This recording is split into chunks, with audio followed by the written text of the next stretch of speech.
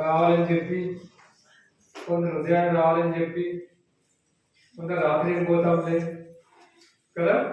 రాత్రి బాగా పడుకొని ఎప్పటికైనా ఒకటే కదా. వాగ్దానం రాత్రి తీసుకోవచ్చు, వాగ్దానాలు ఉదయాన్నే తీసుకోవచ్చు. ఉదయాన్నే అయితే ఇంకా మంచి బెనిఫిట్ కదా. ఆయన నిద్ర కూడా కాపాడుకోవచ్చు కదా. నిద్రపోవచ్చు, మంచిగా నిద్ర కాపాడుకోవచ్చు కదండి.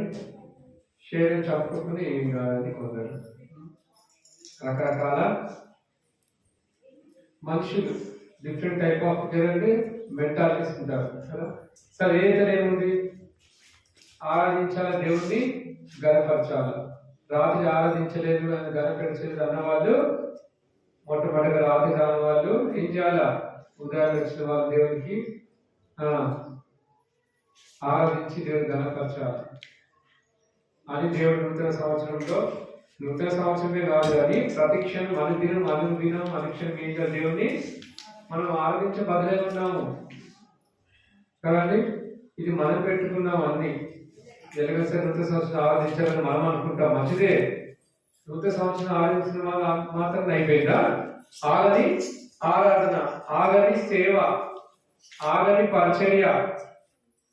నూతన సంవత్సరం తిన్నామా అనగా సరిపోయిందా? రోజు తినాలి కదా, అయిపోతుంది. కాకపోతే అంటే ప్రేమ విధులు అందరూ కాసుకొని ఈ సంవత్సరంలో దేవుడి సంవత్సరం అంతా దయచి కాచి కాపాడి అందరం మరొకసారి ఈ సంవత్సరంలో ఒకరికొకరు చూసుకొని నవ్వుకొని పేరు చెప్పుకొని కదండి ప్రేమ విధులు పాల్గొనాలనేది కొందరు, అంతే కదా. ఒకరి ముఖాలు ఒకటి చూసుకోవాలి, అందరం కోసం మార్చుకుంటాం కదా. అట్లా కాదు, ఒకరి ముఖాలు ఒకటి చూసుకొని ప్రేమ కార్డు చెప్పుకొని ఏం చేయాలి, ప్రేమ విధిలో సహకరించి ప్రేమ విధిలో పాల్గొనాలని. ఇది మనము ఫిబ్రవరి సావాసంలో సంఘంలో కదండి మనం జరిగిస్తా ఉన్నాం. కాబట్టి దేవుడు చేసిన మేలు తలపోసుకుంటూ ఈ నూతన సంవత్సరంలో కదండి మనం ఒకప్పుడు ఎలా ఉన్నాం కదా, పాత పురుషులుగా ఉన్నాం మనం కదండి. బహు భయంకరమైన ప్రజలు మనం అంతా కూడా. ఇదిగో ఏ తీసుకున్న వారికి ఏ శిక్ష లేదన్నారు కదండి. ఇదిగో నూతన సృష్టి పాత సమస్తము ఏ తీసుకున్న వారు నూతన సృష్టి పాత కల్పించే సమస్తము కొత్త వాయు, అంతేనా. కాబట్టి గమనించాలి, ప్రియ సోదరుడా, ఎలా మనం కొత్తగా చేశాడు, ఎలా పాతది ఎలా గతింపజేశాడు, మనం ఒకప్పుడు ఏ రీతిలో ఉండే, దేవుని ఎందుకు ఆరాధించాలా, దేని కొరకు ఆరాధించాలా అని కొత్తగా ప్రతిరోజు ప్రతి ఆదివారం ప్రతి క్షణం అనుక్షణం దేవుని ఏం చేయాలి, మనము ఆరాధించే బదులు ఉన్నాం కదండి.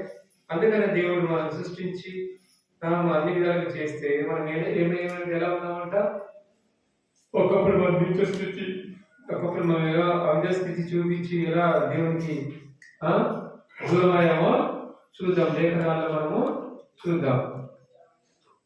రైట్.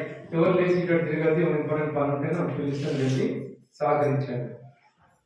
కొత్తగా లేచిపోకండి. నాకు మైండ్ డిస్టర్బ్ చేస్తే తొందరగా ఆఫ్ చేసేస్తారు, చెప్పలేదు అంతే కదా. మీరు వింటట్టయితే చెప్తాను, లేకపోతే మరి ఎందుకు అంతే కదా, మీ పని మీరు తీసుకోండి కదా. రైట్. శుభ్రంగా కదండి వాక్యం ఆపేసి ప్రార్థన చేస్తాము. ఇక అందరూ పని చేసుకొని శుభ్రంగా వండుకొని ఎక్కడ సరేనా? ఓకే. రైట్. 32వ అధ్యాయం ద్వితీయోపదేశ కాండము 32వ అధ్యాయం ద్వితీయోపదేశ కాండము 32వ అధ్యాయం. జాగ్రత్త గమనించాలా దేవుని వాళ్ళరా, లేఖనం గమనిద్దాం. మనము ఎలా ఉంది మన పాత జీవితం కదండి, తర్వాత కొత్తగా ఎలా చేశాడు అని మనం చూస్తున్నాం. 32వ అధ్యాయం కొన్ని వచనాలు. ఆకాశ మండలమా చెయ్యకుము, నేను మాటలాడును, భూమండలమా నువ్వు నోటి మాట వినుము. 2వ వచనం చదవండి అందరూ.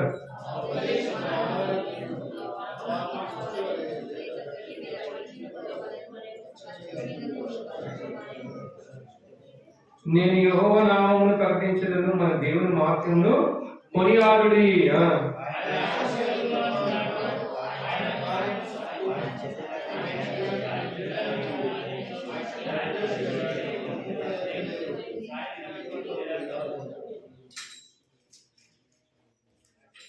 వారు తమ్ముడు చెప్పుకునేది, వారు తమ్ముడు అందరం కలిసి, వారు తమ్ముడు చెప్పుకునేది ఆయన పుత్రులు కాదు, వారు గలంతులు, మూర్ఖత గల వక్ర వంశము, బుద్ధి లేని అవేక జనమ, ఇట్లు ప్రతీకారము చేయుదురా, ఆయన సృష్టించిన తండ్రి కాదా, ఆయన పుట్టించి స్థాపించను. చాలు ప్రార్థించారు. దేవుడు సాయం చేస్తామే. జాతర నెల పిల్లల కంపెనీ దేవుడు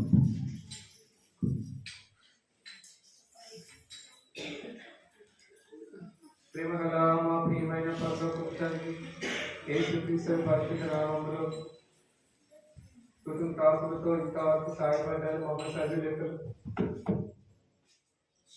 సజ లెక్కల ఉంచి వాక్యం ఇంప చేసినందుకే వందనములు. ఈ యొక్క వాక్యాన్ని లేఖనసారంగా ఆరాధించటకు మమ్మల్ని ఆయతపరచండి, బలపరచండి, స్థిరపరచండి, నిద్రమార్చండి, తొలగించండి. కనీసం తీసుకురండి, ఆత్మక్షేమ సంక్షేమం దయచేయండి. దేవ సమస్తం చక్కగా నూతనంగా మీరు నడిపించవలసిందిగా ప్రార్థిస్తున్నాం. మీరు మా కాపరి, మీరు మా అధ్యక్షుడు కాబట్టి మీకు అభ్యర్థిస్తున్నాం. మీరు నడిపించండి, ఆత్మక్షేమ సంక్షేమం దయచేయండి. యేసుక్రీస్తు పరిశుద్ధ నామములో సమర్పించి వేడుచున్నాం తండ్రి.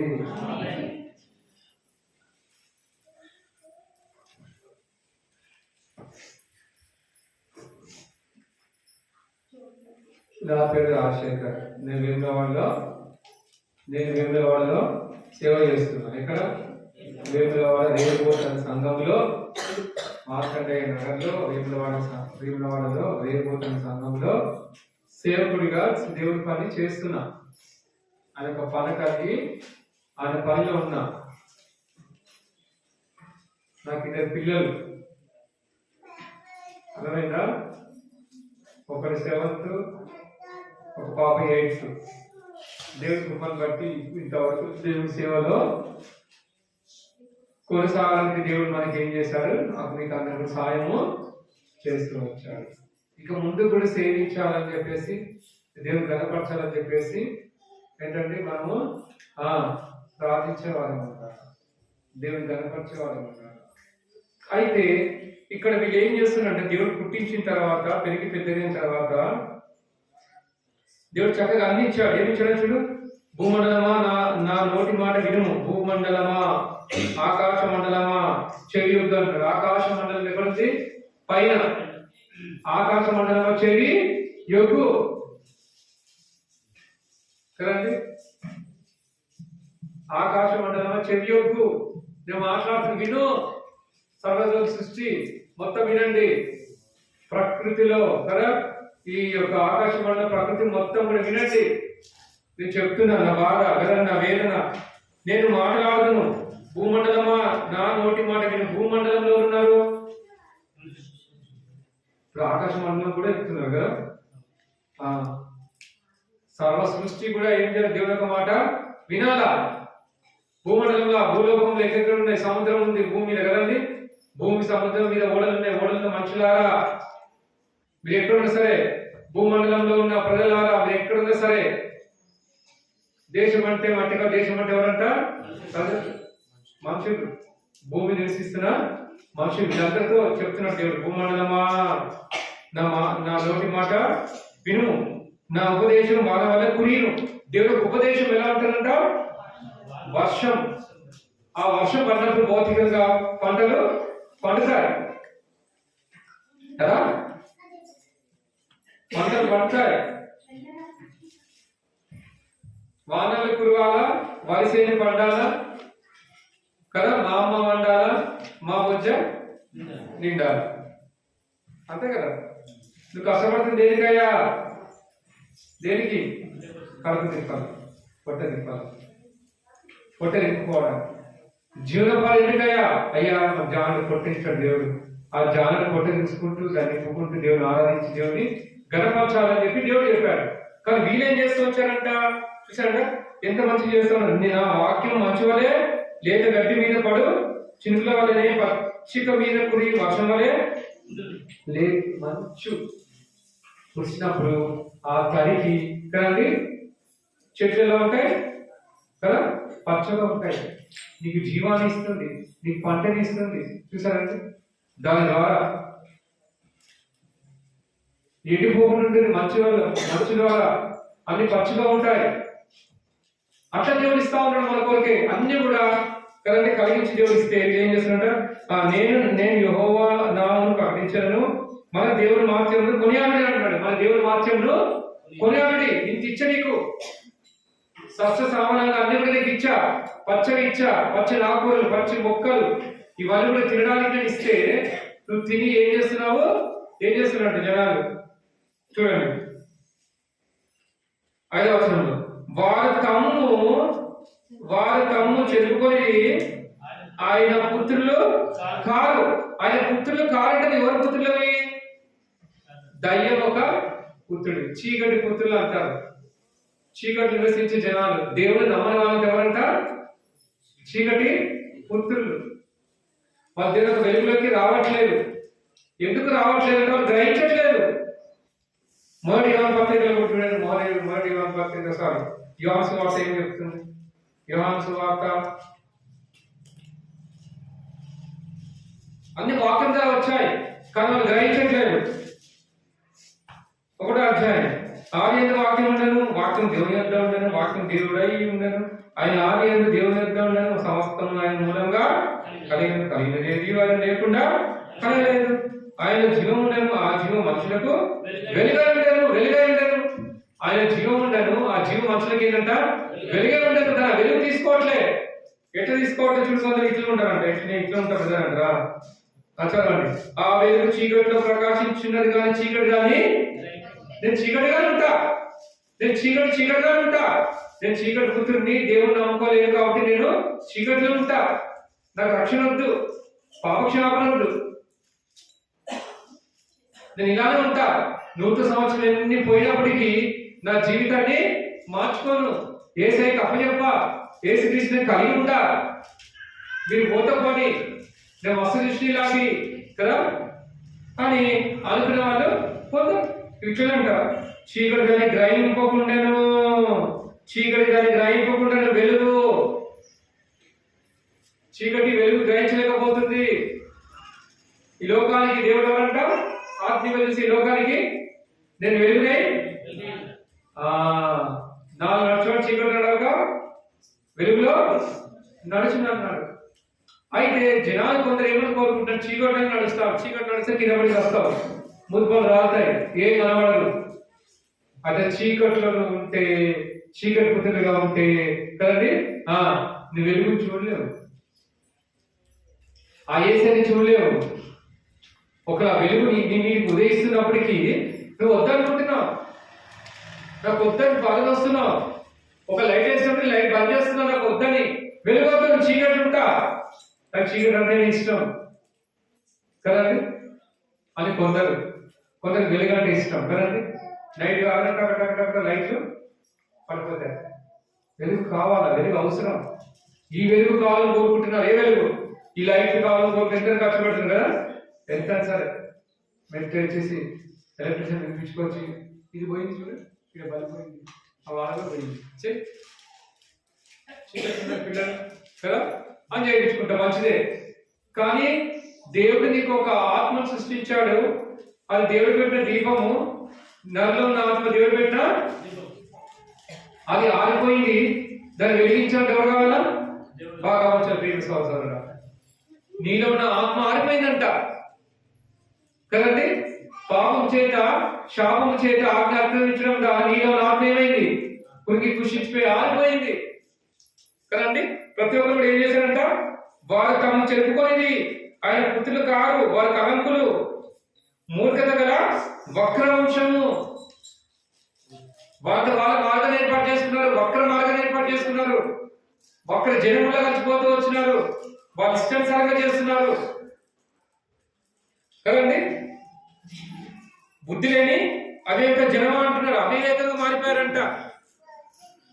ఆయన పుట్టించి స్థాపించను. చూసారండి. అయితే ఏం చేస్తూ వచ్చారంట? 32 అధ్యాయంలో, అదే ద్వితీయోపదేశకాండం 32 అధ్యాయము 32 అధ్యాయము 15వ వచనం.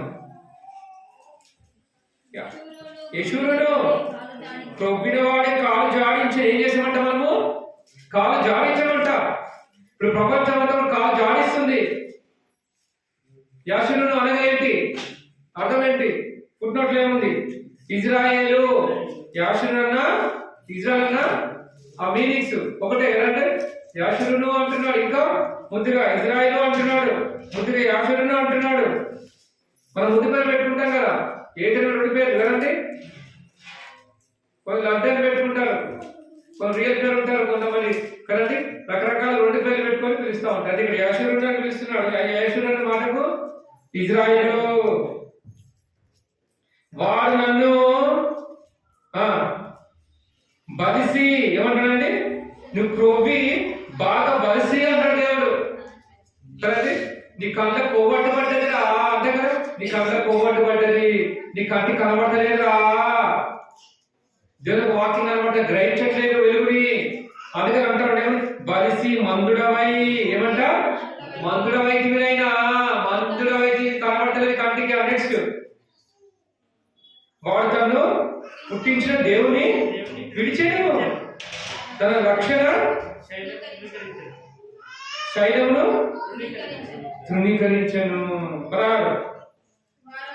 వాళ్ళ అన్య దేవుల చేత ఆయన రోషము పుట్టించి ఏ కుక్షీలము చేత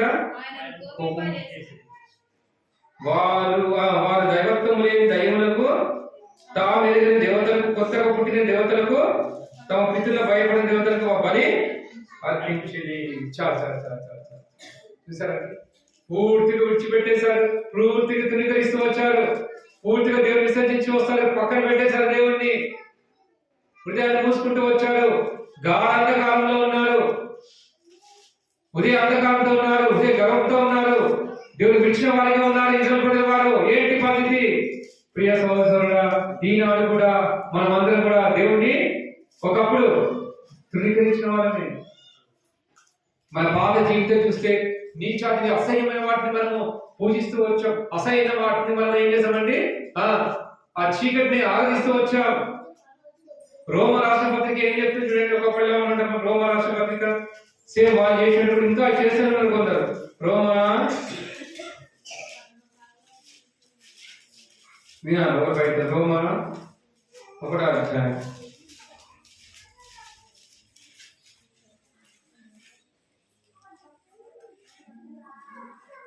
18. దుర్నీతి సత్యమును 1:18 దుర్నీతి చేత ఒక్కొక్కరు వెళ్ళదు కదా. దుర్నీతి చేత సత్యమును అడ్డగించు మనుషుల యొక్క సమస్త భక్తిహీనత మీద, దుర్నీతి మీదను దేవుని కోపము పరలోకం నుండి బయలుపరచబడుచున్నది. చూసారండి, పరలోకం నుండి బయలుపరచబడుచున్నది. దుర్నీతి చేత సత్యం ఏం చేస్తారంటే అడ్డగించు మనుషుల యొక్క సమస్త భక్తిహీనత మీద ఏమంట? దేవునికి ఉగ్రత ఉంది. అయితే నువ్వు నేను కూడా దేవునికి ఉగ్రతంలో పాలువారమే ఉన్నాము. ఎవరు ఉగ్రతలో పాలువారమే ఉన్నాము? మనము దేవుని యొక్క ఉగ్రతలో పాలువారమే ఉన్నాము. ఎందుకంటే దేవుని ఉగ్రత పాలువారమే అంటే ఆ కాలం చేసినట్టు ఈ కాలం కూడా చేస్తామనంట, అందులో ఉన్నామంట. చూడండి 22వ వచనం. వారి అవివేక హృదయము అంధకారమాయను, తాము జ్ఞానమని చెప్పుకోవచ్చు బుద్ధిహీనులైది. వారి అక్షయము దేవుని మహిమను క్షేమము మనుషులెక్కయు పక్షులెక్కయు చతుష్పాద జంతువులెక్కయు పురుగులెక్కయు ప్రతిమా స్వరూపంగా మార్చారంట. ప్రతిమా స్వరూపంగా మార్చి వాళ్ళు దానికి ఆరాధిస్తున్నారు, వాళ్ళు దాన్ని పూజిస్తా ఉన్నారు. చూసారా, చాలా మంది బలిని పూజించడం లేదా? బలిని ఆరాధన చేసుకొని బలి పూజిస్తా ఉన్నారు. చిన్నప్పుడు కదంటే ప్రాబ్లం ఉన్నప్పుడు ఏదైనా బలి మీద పడితే బలి దగ్గర పోయి ఒక కోట దగ్గర పోయి ఏం చేయాలి? దాన్ని మొక్కాలంట కదండి. నెమ్మది దేవుడిని పూజిస్తా ఉన్నాడు. ఒక ఆవులని, ఒక ఎద్దును, ఒక గంగిరెద్దును కదండి దేవత రూపం చేసుకుని ఏం చేస్తారంట? పూజిస్తున్నారు, దాన్ని మొక్కుతున్నారు, దాన్ని బొట్లు పెడుతున్నారు. కొంచెం చెప్పే దేవుడు అంటున్నారు. ఉన్న బైబిల్లో అంటే సృష్టికర్తగా బదులుగా సృష్టిని పూజ చేస్తున్నారు. కడప కూడా బొట్లు పెడుతున్నాడు. తెలియక. చూసారండి,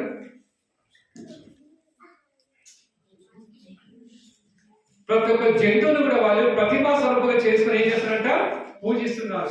అదంతా ఆ కాలం దీర్ఘకాలంలో దూరం చేసుకుని పూజించలేరు, చేశారు లేదా?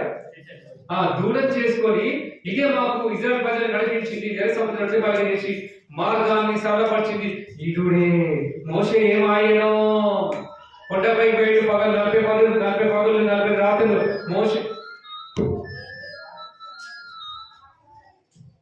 తొందర ముగించుని అర్థం అర్థమైందా? కొత్తగా ఒకసారి చెప్తాను. కొత్తలు అయితే ఓకే, పాతలు అయితే మైండ్ అయిపోయింది. మోషే కూర్చో పర్లేదా? మోషే ఏమాయనో కరెక్ట్. ఇంకా ఇక్కడ ఇప్పుడు కూడా యేసు ప్రభు రాకడ ఆలస్యం అయ్యేసరికి ఏమంటారు అందరూ? యేసు ప్రభు ఏమాయనో చూసినావా? యేసు వస్తాడా? ఏమమ్మా? యేసు ప్రభు ఏమాయనో వస్తాని చెప్పి వెళ్ళిపోయాడు.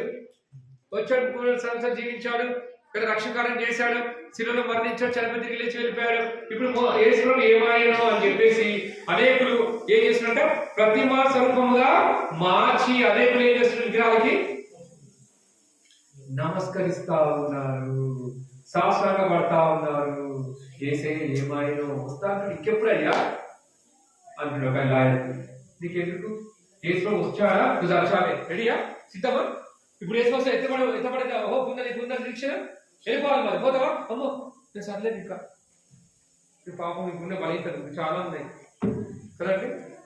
ఇంక చదువుకోవాలి, ఉద్యోగం సంపాదించుకోవాలి, మంచిగా కదండి, బయట పోయాలా, మంచి భార్య కావాలి, ఇవన్నీ ఉంటాయి పోతాయి కదండి. మరి వేసుకో రాళ్ళు ఎందుకంటారు? వస్తే నీ బలిత ఏంటి? సిద్ధమేనా? అంతటా అందరూ ఏం చేయాలా? మారు మనసు పొందాలా. అంతటా అందరూ అప్పుడు దిగుతాడు, మొదలు దిగుతాడు. అర్థమవుతుంది నా భాష? అంతటా అందరూ మారు మనసు పొందిన వెంటనే ఏం చేస్తే దేవుడు తూచా తప్పకుండా దిగుతాడు అంతే. ఆయన అనుకున్న మాట అవునంటే అవును, కాదంటే కాదు, వస్తానప్పుడు వస్తాడంతే. కానీ అంతటా అందరూ మారు మనసు పొందలేదు. ఇంకా మారుమూల గ్రామాలు ఉన్నాయి ఎక్కడెక్కడ. ఈ దేశంలో సువార్త అందని ఉన్నాయి. మన యూట్యూబ్ చూసి మురిసిపోతున్నాం అంతా అందని అనుకుంటా, అందలే. ఇంకా నీకుంటే అందరుకుంటారా? నువ్వు సెల్ ఫోన్ గెలుపుతా అందరు గెలుపుతారా? కొంచెం వాట్సాప్ పంపినప్పుడు రాదు, వస్తారా? నువ్వు పంపుతావు, కొంచెం రాదు. పెట్టాయి అలా లేదా? అంతటా అందరూ మారు మనసు పొందాలా. అంతటా అందరూ యేసు ప్రభువుని అంగీకరించాలా. అంతటా అందరూ యేసు ప్రభువుని ఆరాధించబడాలా. దేవుడు ఆరాధించాలా. మొత్తానికైతే ప్రభువుని ఏం చేయాలి? నువ్వు అంగీకరించాలా. అప్పుడు యేసు ప్రభు వచ్చేస్తాడు. అట్లా కాకుండా ప్రభు రా, దిగి వచ్చేయి, నువ్వు రా, స్తోత్రం హల్లెలూయా, స్తోత్రం రా అంటే ఎడుగుతాను వస్తాడా? నువ్వు ఇంకా మార్చుకోకుండా, నువ్వు యేసు ప్రభువుని నమ్ముకోకుండా, నిజమైన దేవుడికి రాకుండా, ఇష్టాసాన్ని ప్రతిమా స్వరూపాన్ని మార్చి కదండి ఇష్టపోతున్నారు, డిస్టర్బ్ చేస్తున్నారు. ఊహించమంటారా? బస్ ఎక్కిస్తారా? ఏంటంట ప్రతిమా స్వరూపానికి మార్చిందంట. అందుకని చెప్పి అంటున్నాడు, మీరు నన్ను నేనే దేవుడు, నేను తప్ప వేరొక దేవుడు లేడు. మీరు నన్ను విడిచారయ్యా, నేను ఎంత బాగా మీకు పోషించాను, అన్ని ఇచ్చాను, తిరిగి స్థుతించాను అంటే ఏమైనా బాగా బలిసిరి అంటున్నాడు. కొవ్వెక్కిపోయిందంట, దేవుడిని మర్చిపోయామనుకున్నాడు. చూసారా ఏంటి పరిస్థితి? అంధకారం అయిపోయిందంట.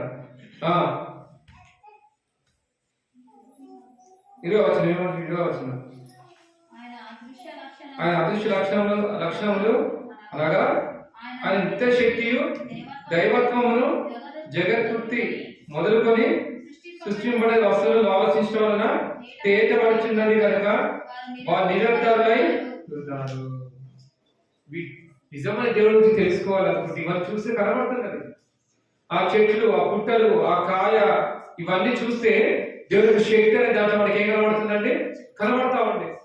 ఇంత గొప్ప సృష్టించినప్పుడు దేవుడు వాటిని చూసుకుంటూ కూడా అనుభవిస్తూ తింటూ త్రాగుతూ కదండి ఈ నీళ్ళు ఎక్కడికి వెళ్ళి వచ్చాయని ఆలోచన లేకుండా నీళ్ళు తాగిన దాహం వేసింది 70 సార్లు అని థ్యాంక్స్ చెప్తారు. దేవా నీళ్ళు ఇచ్చినందుకై వందనాలు, దేవా ఈ ఆహారం ఇచ్చినందుకై వందనాలు చెప్పుకోకుండా మానవుడు ఏం చేస్తాడు?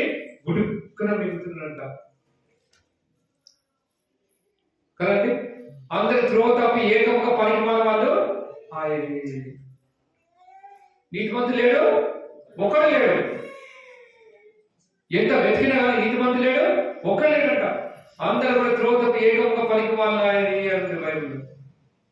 ఆ కళ అందరి కాలం చూస్తున్నట్టుగా ఉన్నాడు దేవుడు. ఇప్పుడు అంతటా అందరు ఏమవ్వాలంట? మారవలసి ఉంది, దేవుని రాజ్యంలోకి పోవాలని చెప్పేసి దేవుని ఆశ. అయితే ఒకప్పుడు మనకి ఇవన్నీ తెలియదు, మనం అవివేకం ఉన్నాం. అవునేవా ఒకప్పుడు అవివేకం ఉన్నా, ఇది విడిచినవాడు ఉన్నా, బాగా అక్కడండి బాగా తిని త్రాగి మీ విడిచినవాడు మర్చిపోయేవాడు ఉన్నా, కొవ్వెక్కిన వాడు ఉన్నా, ఆత్మీయ గ్రహింపు లేనివాడిగా ఉన్నా, నేను అంధకారం ఉన్నా, ఒకరు వెలుగు వచ్చినప్పటికీ దాన్ని గ్రహించలే. వద్దుపో మా దేవుడు కావాలన్న రోజులు లేవా? లేవా? మన అసలుకే దగ్గర చేసుకోమంటే కోపం. ఎన్నిసార్లు చెప్పినప్పటికీ వద్దు, నేను నమ్ముకొని అని చాలా ఆశమైన నమ్ముకున్నాను. ఇట్లా ఒకటే రచ్చ గోల చేసుకుని నమ్ముకున్నందుకు ఒకటిలే బాధ, దేవుడు నమ్మినందుకు ఒకటే బాధ వాళ్ళకి. మా ఇంట్లో ఏదో పాపం చేసినట్టుగా, ఏదో దొంగతనం చేసినట్టుగా, తప్పు చేసినట్టుగా, అయ్యా ప్రభు నమ్ముకున్నావని ఎట్లా రా, మన వంశం ఏంటి, మన పద్ధతులు ఏంటి, ఇద్దరంటే మన ఆచారాలు ఏంటి, కొంచెం చూసి ఏమనుకుంటారా, నువ్వు విషయం చేసి చంపే, మాకు విషయమీ, నువ్వు చచ్చిపోతావు, నువ్వు ఏంటి పద్ధతి? ఇప్పుడు వేసుకొని వచ్చి పెట్టారా? వేసుకొని నమ్ముకున్నందుకంటే వచ్చిన అవుతున్నట్టు అదేందో మరి ఈ చిత్రం ఉంది. ఒక్కొక్క సినిమా షికారు తినేటప్పుడు మాత్రము ఏమనలే, ఫ్రెండ్స్ తినేటప్పుడు ఏమనలే, విగ్రహంలో ఉన్నప్పుడు ఏమనలే. ఇప్పుడు ప్రభు నమ్ముకున్న తర్వాత విషయం అవుతున్నట్ట అదేందో చూసావా? యేసు ప్రభు అంటే ఎవరికి నచ్చదు, ఎందుకంటే నీతి ఎవరికి నచ్చదు, చెడే కావాలా కదా. వాక్యం అంటే ఎవరికి నచ్చదు. ఇక్కడ రికార్డెన్స్ పెట్టు, చేసి అందరూ వినిపోతాడు. గమనిస్తాను కొత్తలు వచ్చినట్టు ఒక యాక్టర్ వచ్చినట్టు అలా పోయమ్మ తాండ దగ్గరికి వస్తారు రారా, అందరు గుజ్జుకొస్తాం రారా, ఏం టీవీ దగ్గర కూర్చుంటావు, బాగా ఎగురుతుంది కదా, సూపర్ ఎగురుతుంది, పాట సూపర్ పాడుతుంది, చేతులు ఎత్తేసుకున్నారు దగ్గర ఆమె కోసం కదండి. సింగర్ పిలిపించుకున్నారు, పాట పాడిపించేటప్పుడు సీట్ దొరికి చేతులు ఎత్తుకుని ఎగురుతున్నట్టు జనాలని ఎగురుతున్నట్లా. దేవుడి కొరకు ఏం చేయి, దేవుడి కొరకు అతిశయించు, దేవుడి పట్ల అతిశయించు, దేవుడి పట్ల ఏం చేయాలి గౌరవించమంటే, కొట్లాడమంటే, దేవుడికి పని చేయమంటే ఏం చేస్తున్నాడు? వాళ్ళ కోసం పొగుడుతురు, చాలా చక్కగా పాట పాడారు, అబ్బా మళ్ళీ ఎప్పుడు వస్తాం అంట చూడు. ఇక అందరు చూసి ఇక ఎగ్జైట్మెంట్ అయిపోతుంది చూసారండి. ఇక అదే కాదు లోకం కదండి. దేవుడు వద్దు, నూతన సంవత్సరంలో కదండి నూతనంగా ఆరాధిస్తాం, నిజమైన దేవుడు నమ్ముకుందాం కదండి అని లేదు కదా. ఇంకా పాత జీవితంలో జీవిస్తా ఉన్నాం. నేను ఎంజాయ్ చేశారో మనసు కదా, కేక్ కట్ చేసుకుని మనమేమో దేవుడిని ఆరాధిస్తా ఉన్నాము. కొందరు ఏం చేస్తున్నారండి, హ్యాపీ క్రిస్మస్ అయిపోయింది, హ్యాపీ న్యూ ఇయర్ పెట్టుకుంటారు నోట్ల కేక్ కదా. అబ్బా ఇప్పుడు కష్టం, ఇప్పుడు సుఖపడితే తర్వాత జీవితంలో ఏడుస్తాం. గమనించాలి ఎవరైనా సరే, దేవుని నమ్మకుండా ఆరాధించకుండా సుఖపడ్డ వాళ్ళు, లోకంలో ఎంజాయ్ చేసేవాళ్ళు చివరికి చనిపోయిన తర్వాత ఏం చేస్తావు? కష్టపడతావు. ఇప్పుడు సుఖపడ్డ వాళ్ళు లోకంలో చనిపోయిన పాఠాలలో కష్టపడతారు. ఎక్కడికి మాట ధనవంతుడు ఏమయ్యాడు కదా, సన్నని వస్త్రాలు ధరించుకొని మంచి బహుగా సుఖపడినంత, సుఖం కాదు బహుగా, అబ్బా రాజభోగాలు అనిపిస్తాం, ఇదే కాదు ప్రపంచం అనుకుంటు సృష్టి మొత్తం, ఎప్పుడు ఇట్లా ఉంటా అనుకుంటుండ్రు. అయితే లాజరు మాత్రం దరిద్రుడు కదండి, ఏమి లేదు, కుక్కలు లాక్తాడు, కుక్కలు వచ్చి కదండి. అయ్యో లాజరు అనుకున్నాడు, అయ్యో నన్ను ఎవరు ఆదరించట్లేదే, నన్ను ఎవరు కేర్ చేయట్లేదు అనుకున్నాడు కానీ కదండి. లాజర్ని ఆదరించడానికి, ఉపశమనం కలిగించడానికి కుక్కను పంపాడు. లాజరు దిక్కులేని వాడు, నేను దిక్కు, దిక్కులేని వాడు దేవుడే దిక్కు. చూసావా? కుక్కలు వచ్చి కురుపులు లాగుతూ ఉంటుంది, ఉపశమనం. ఆ నాలుగే ఉమ్ములో మెడిసిన్ ఉంటుంది కదండి. ఆ ఉమ్ములో మన ఉమ్ములో కూడా ఏముంటుందండి ఉంటుందండి. అందుకే చూడు కడ్డే కురిపోయినప్పుడు పొద్దున్న ఏం చేయి, ఉప్పు తీసి ఆ ఉమ్ము తీసి కంటికి పెట్టు, ఉపశమనం. లాజరు నీకు హాస్పిటల్ పడడానికి నీకు డబ్బులు లేవరా, పంపిస్తున్నా పోయి కదండి. చీమ్ కాడుతూ ఉంటే, రక్తం కాడుతూ ఉంటే ఏం చేసింది, నాకు అదంతా చేస్తుంటుంది. చూసామండి, నీ కొరకు దేవుడు ఏం చేశాడంటే ఉపశమనం కలిగించడానికి కుక్కలు పంపుతాడు. ఎంత జాలి గల దేవుడు, ఎంత ప్రేమ గల దేవుడు. కష్ట బాధలు ఉంటే, కరెంట్ ఆపదలు ఉంటే దేవుడు వాక్యాన్ని పంపి, సేవకుని పంపి, ప్రార్థించి, సంఘాలించి నీకు ఆదరించేవాడిగా, నేను ఓదార్చేవాడిగా లేడా? గత సంవత్సరం అంతా ఉన్నారు లేరా? అవును ప్రభావ, గత సంవత్సరంలో అనుకూల పరిస్థితులు వచ్చినప్పుడు, ప్రతికూల పరిస్థితులు వచ్చినప్పుడు వాక్యాన్ని ఆదరించి, సేవకుని పంపి, ప్రార్థించి, కరెంట్ పిచ్చింగ్ చేసి, నా కొరకు వాళ్ళని ఇచ్చి, నన్ను ఆదుకొని ఆదరించి వెళ్ళండి. నన్ను బురుకలు వాడుకున్నావు ఆయన, నాకు తెప్పరిగా వాడిగా చేసావు దేవా, మీకు స్తోత్రాలు. నేను నూతన సంవత్సరం ప్రవేశపెట్టినందుకే స్తోత్రాలు. చూసావా, దేవుడు ఇన్ని చేసినప్పటికీ కదండి మనం ఏం చేస్తున్నామంటే ఆయన్ని మర్చిపోయేవారు అంటే మేలు. అందుకే నా ప్రాణమా ఎవరు సంతించుము, నా అంతరంగము సమస్తమా ఆయన పరిశుద్ధ నామమును సంతించుము. ఆయన చేసిన మేలు మరొక నీ లోపల అంతరంగం ఉన్న అవయవాలను కూడా దేవుడు ఏం చేయాలా? స్తుతించాలి, దేవుడు కనపరచాలా. అది కనబడవు కానీ దేవుడు చేసిన పని చక్కగా చేస్తా ఉన్నాయి కదండి. వాటికి అమర్చిన, లోపల అమర్చిన గుండె, ఆ ఊపిరితిత్తులు, ఆ లంగ్స్, ఆ కాలు అన్ని దేవుడు చెప్పినట్టు ఏం చేసిందండి, లోపల కనబడకుండా పని జరుగుతుంది. అంతరంగంలో కనబడని పని జరుగుతుంది. అర్థం ఉందా? అందుకనే భౌతికంగా నువ్వు వచ్చి ఏం చేస్తున్నావు, నీ పనులు చేసుకుంటున్నావు, ఆరాధిస్తున్నావు, మాట్లాడుతున్నావు, పని చేయగలుగుతున్నావు. లోపల అంతరంగంలో ఉన్న అవయవాలు పాడైతే నువ్వేం చేయడం, నువ్వేం చేయడం. గుండె పాడైంది, కాళ్ళు పాడైంది, లివర్ పాడైంది, అన్ని పాడైనా ఇక వారంలో అవచ్చు, ఇది కూడా పాడైంది. ఆ అంతరంగంలో ఉన్న అవయవాలు పనిచేస్తుంది కాబట్టి నువ్వు ఇది నాన్న బ్రతికి బయట. అందుకే నా ప్రాణం, నా అంతరంగంలో ఉన్న సమస్తమా అని పరిశుద్ధనామం ఏం చేయాలంట, సన్నతించమన్నాడు. దేవా, నా అంతరంగంలో పార్ట్స్ అన్ని కూడా అలా కొట్టుకునేలాగా చేసావే, హార్ట్ బీట్ లబ్ధం అలా కొట్టుకునేలాగా చేస్తున్నావే.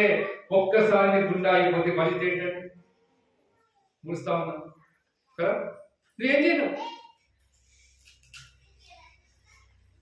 ఏం చేస్తారు భర్త, సారీ నువ్వేం చేయలేదు చెప్పుకోండి చుట్టాలి,